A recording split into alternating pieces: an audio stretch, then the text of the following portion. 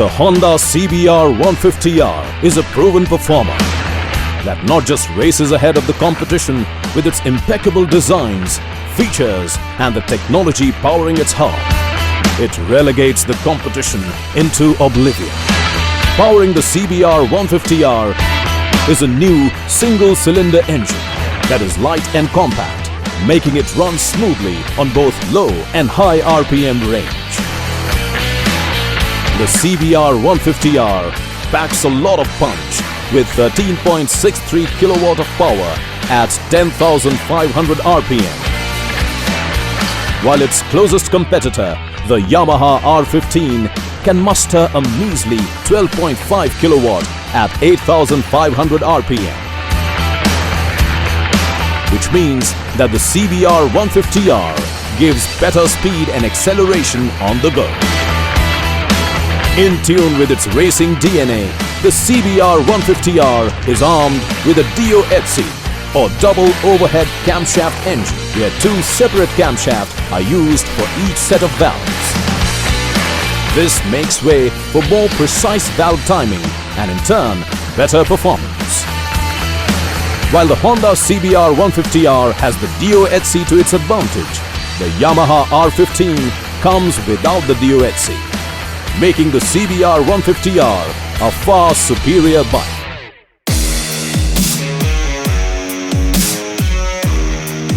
The CBR 150R also enjoys a clear edge over the R15 when it comes to ground clearance.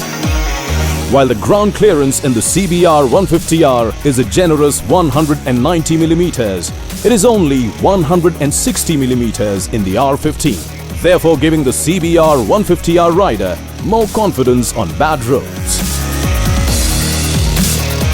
The CBR 150R is also a perfect symbol of assuredness on the road, thanks to bigger 276 mm front disc brake, while the R15 has only 270 mm front disc brake.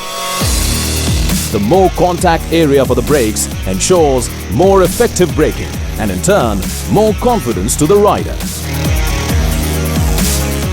In terms of comfort too, the CBR 150R triumphs over the R15, offering an upright seating posture, which the R15 is unable to provide, making the CBR 150R a more comfortable bike for long-distance riding.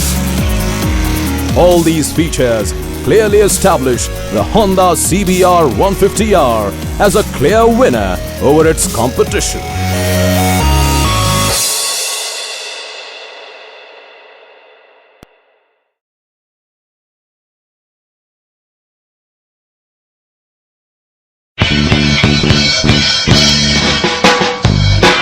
Sa balay, lagi standby, wala buhat sa tagan. Nag-iiga, sinasangatan, wapalupit sa kong nanay.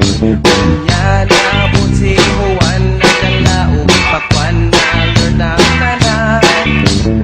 Kaya pakwan sa makatami, sa dalagang ipasok sa dalan. Ay pastilan, imo Jonathan, ang umang sa pakwan. Naglaway pagyusiwan sa katamisa. Ay